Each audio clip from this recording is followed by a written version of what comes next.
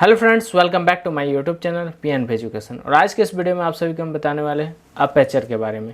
Actually aperture होता क्या है, उसका क्या पर्पस है कैमरा रोल में, उसका लेंस में क्या रोल है, किस तरह से हम लोग अपर्चर को सेट कर सकते हैं, उसका f कितना रखना चाहिए, अगर हमको ग्रुप फ़ोटो क्लिक करना है तो कितना अपर्चर होना चाहिए, अगर हमको पोर्ट्रेट फोटोग्राफी करना है तो कितना अपर्चर होना चाहिए, उसी के बारे में पूरी इस वीडियो में चर्चा होगी। तो अगर आप लोगों को इंटरेस्ट है तो वीडियो को बिल्कुल लास्ट तक देखिएगा बिना स्किप किए। तो चलिए इस वीडियो को स्टार्ट करते हैं। तो सबसे आगे आप सभी को हम यह बताना चाहते हैं, अगर मान लीजिए कोई भी आपसे पूछ दिया कि व्हाट इज अपर्चर, तो अपर्चर को आप लोग किस तरह से डिफाइन कर सकते हैं या फिर आप लोग किस तरह से उसे आंसर कर सकते हैं। तो सिंपल सी बात है, आप सभी को एक ही लाइन पे जवाब देना है कि aperture means amount of light enter to the camera. Camera में जितना लाइट आप इंटर करते हैं उसे हम लोग अपर्चर बोलते हैं, ठीक है। और उसे और एक अच्छे तरीके से हम लोग बोल सकते हैं डेप्थ ऑफ फील्ड। यही दो चीज़ से आप लोगों का अपर्चर डिसाइड होता है, या फिर फोटोग्राफी में आप लोग इसी से पूरा काम करने वाले हैं। तो इसी के बारे में हम लोग पूरी चर्चा करेंगे इस वीडियो में, एक एक कर बिल्कुल बेसिक से एडवांस तक की ओर आगे बढ़ेंगे। तो हम लोगों ने लास्ट वीडियो में किस टॉपिक के बारे में बात करा था, ने एक्सपोजर ट्रायंगल के बारे में बात करे थे। तो एक्सपोजर ट्रायंगल में एक्चुअली 3 पैरामीटर थे, अपर्चर, शटर स्पीड, उसके बाद ISO। तो इसी का सबसे मूल्य पैरामीटर है अपर्चर, उसी के बारे में आज हम लोग डिस्कस करेंगे। तो सबसे आगे हम लोग प्रोनाउंसिएशन को जानते हैं। एक्चुअली बहुत कोई अपर्चर, अपर्चर इस तरह से प्रोनाउंसिएशन करते हैं, लेकिन उसका एक्चुअली प्रोनाउंसिएशन है अपर्चर। क्या है? अपर्चर। अपर्चर ही आप सभी को बोलना है। अगर आप लोग सही से प्रोनाउंसिएशन कर लिए ना, तो अगले को लगेगा कि नहीं, जब ये इतना कॉन्फिडेंट, इतने अच्छे से प्रोनाउंसिएशन कर रहे हैं तो कहीं ना कहीं इनके अंदर पोटेंशियल होगा, कहीं ना कहीं इसको कैमरा के बारे में जानकारी होगा। तो ये चीज़ आप लोग ध्यान में रखें कि प्रोनाउंसिएशन बहुत ज़बरदस्त करना है, बिल्कुल एक्यूरेट। और अपर्चर को स्टार्ट करने से पहले आप सभी को हम बताना चाहते हैं, देखिए सारा कुछ जो है ना खेला है वो लाइट का। एक्चुअली लाइट के ही बारे में हम लोग डिस्कस कर रहे हैं उतना दिन से, और आज भी कहीं ना कहीं आप लोगों को लाइट के बारे ही समझाने वाले हैं। अगर अपर्चर की बात करें या फिर ह्यूमन की ही बात करें, हम लोग भी कोई चीज़ को देखते हैं तो बिना लाइट के बगैर आप लोग कुछ नहीं देख सकते हैं। हमको भी अंधेरा रूम में कुछ नहीं दिखाएगा अगर जब तक से वहाँ पे लाइट नहीं होगा। इसी तरह अपर्चर भी है, जब तक से इसको लाइट नहीं मिलेगा ये कुछ डिटेक्ट नहीं कर पाएगा। तो सबसे आगे ध्यान में रखना है लाइटिंग। तो आप लोगों को हम एक एग्जांपल से समझाते हैं अपर्चर और कैमरा के रिलेशन के बारे में, ठीक है। तो ये आपका पॉइंट A है जो कि एक सनलाइट है, यहाँ से रोशनी आता है। ये ऑब्जेक्ट B है, कोई भी ह्यूमन बीइंग हो गया या फिर कुछ भी है। और ये एक C है जो कि एक कैमरा है। तो यहाँ से लाइट निकला, गया, टकराया यहाँ से रिफ्लेक्ट होके आया कैमरा पे, मतलब पॉइंट A से गया पॉइंट B में, पॉइंट B से C में गया। तो इसी को हम लोग लाइट कैमरा पे इंटर करता है, ठीक है। लाइट कैमरा पे इंटर कर गया, और जब तक लाइट रिफ्लेक्ट होकर कैमरा पे आता है, एक चीज़ को ध्यान में रखिए, हम लोग डायरेक्ट लाइट को देख सकते हैं। अगर मेरा ये आई पॉइंट 1 है और सामने अगर आप हैं तो आप पॉइंट B हो गया, हम लोग डायरेक्ट देख सकते हैं। लेकिन कैमरा डायरेक्ट नहीं देखता, वो रिफ्लेक्ट पार्ट को देखता है।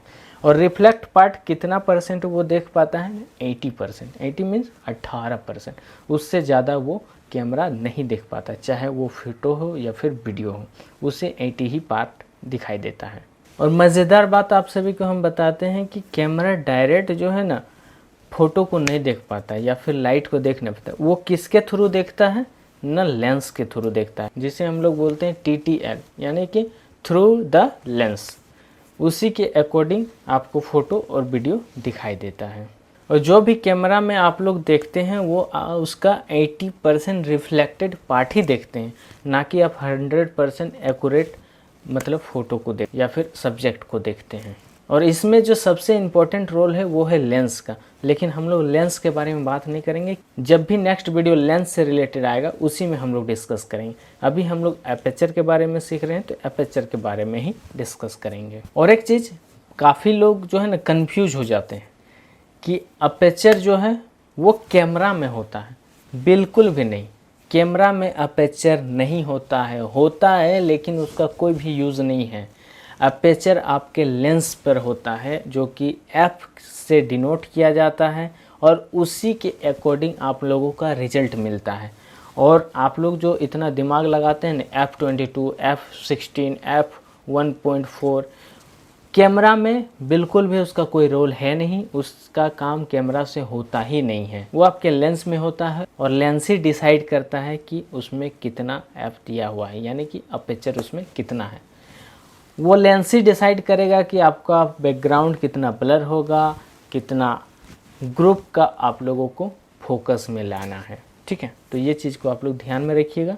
काफ़ी लोग बोलते हैं कैमरा पे होता है, तो बिल्कुल कैमरा पे अपेचर नहीं होता, अपेचर लेंस डिसाइड करता है और वो लेंस पे होता है। अब लेंस पे तो होता है अपेचर, लेंस के अंदर जो है ना एक सर्कुलर टाइप से ब्लेड्स होते हैं। वो जितना ज़्यादा खुलेगा उतना ज़्यादा आप सभी को लाइट मिलेगा। मोटा मोटी समझिए, एकदम सिंपल सी भाषा में समझा रहे हैं आप सभी को। जितना कम खुलेगा उतना कम आप सभी को लाइट मिलेगा। ठीक है, तो इसी को हम लोग बोलते हैं अपेचर। अपेचर आप लोगों को f1.2 से लेकर के f22 तक मिलता है। ठीक है, हम लोग और अच्छे से आगे में समझेंगे। अब थोड़ा सा और अच्छे से आप सभी को समझा देते हैं। मान लीजिए एक सर्कुलर है, इतना बड़ा है सर्कुलर। अपेचर अगर बड़ा खुला हुआ f1.2 है तो ये बड़ा खुलेगा, अगर f2 है तो ये छोटा सा इतना सा खुलेगा। तो लाइट आप सभी को किस में ज़्यादा मिलेगा? न जो बड़ा खुला उसमें मिलेगा, बल्कि F22 में नहीं मिलेगा। और इसी से आप सभी का लाइट भी डिसाइड होता है कि कौन फोटो डार्क आएगा, कौन फोटो ब्राइट आएगा। अगर सर्कुलर ज़्यादा खुला हुआ है तो वो फ़ोटो आप सभी को लाइट देखने को मिलेगा।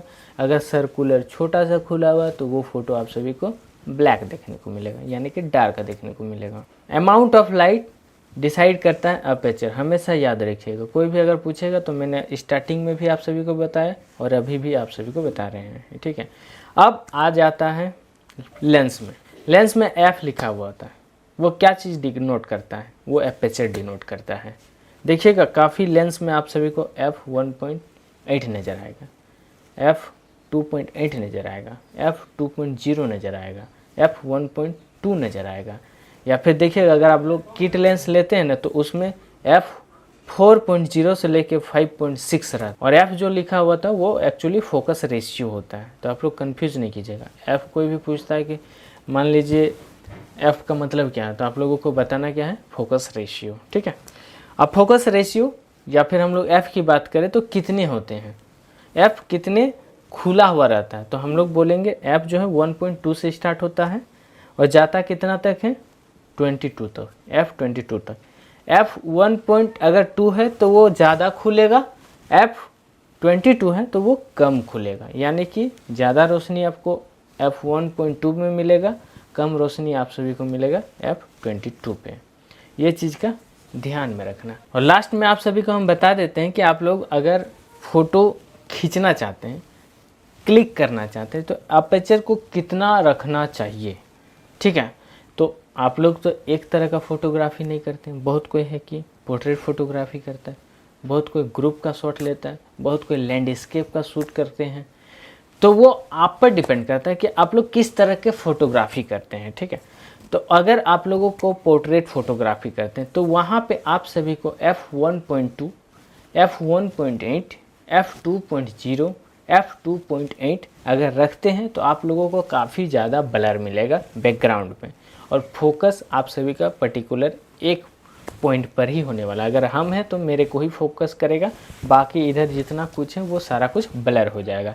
और इसका भी एक तरीका है, मान लीजिए हमको फोकस चाहिए पीछे, तो ऑब्जेक्ट जो है ना कभी भी सटा के नहीं रखिएगा। देखिए ये बैकग्राउंड हो गया और यहाँ पे अगर ऑब्जेक्ट है तो आप लोगों को ब्लर ज़्यादा नहीं मिलेगा। इसको यहाँ रखिए, इतना गैप रखिए, फिर फ़ोटो क्लिक कीजिए थोड़ा दूर से, देखिएगा कितना ज़्यादा आप सभी को फोकस मिलेगा। ये चीज़ समझना ज़रूरी है। जब भी आप लोगों का ग्रुप शॉट लेना है तो कोशिश कीजिएगा f8 पे कीजिए, या फिर f12 होना चाहिए, f16 होना चाहिए, या फिर 22 होना चाहिए। अगर 22 16 में क्लिक करते हैं तो काफ़ी ज़्यादा आप सभी को ब्लैकिस्ट मिलेगा, क्योंकि जितना भी आप लोग उसे बढ़ाइएगा उतना आप सभी का लाइटिंग कम आएगा। तो कोशिश कीजिएगा F12, F16 या फिर F8 में क्लिक करने का। ये चीज़ आप सभी को मैंने ऑलमोस्ट सारा कुछ आप सभी को बता दिया। कैसा लगा ये वीडियो आप मुझे कमेंट्स करके बता सकते हैं। और नेक्स्ट वीडियो आप सभी को मिल रहा होगा शटर स्पीड पे। अगर आप लोगों ने अभी तक चैनल को सब्सक्राइब नहीं करा है तो सब्सक्राइब कर लीजिए, साथ ही बेल आइकन को प्रेस कर लीजिए। मिलते हैं आप सभी से इसी तरह किसी अच्छी वीडियो के साथ। अभी के लिए bye bye, have a nice day.